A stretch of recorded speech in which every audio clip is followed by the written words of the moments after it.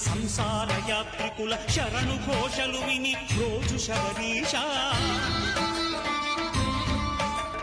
పాపాలు దోషాలు ప్రక్షాళనము చేయు పంపాల తీర ఎరుమే నివాస నియమాల మాలతో సుగుణాల మెట్లపై నడిపించి కనిపించు అయ్యప్ప స్వామి సంక్రాంతి సజ్జోతివై అరుదెంచి మహిమలను చూపించు మణికంఠ స్వామి